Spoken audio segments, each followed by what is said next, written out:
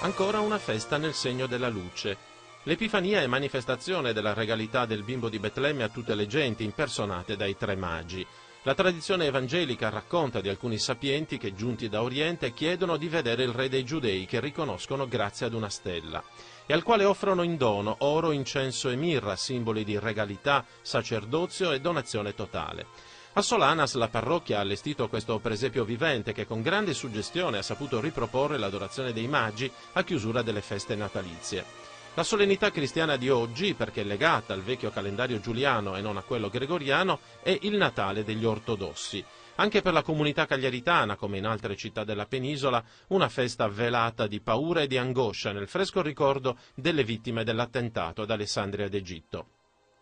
Cuore del Natale ortodosso è ancora il quartiere della Marina e la sua chiesa monumentale del Santo Sepolcro.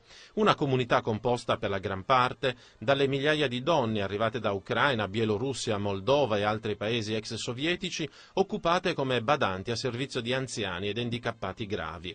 Ma numerosa è anche la comunità rumena che ha concluso il suo rito all'esterno della chiesa.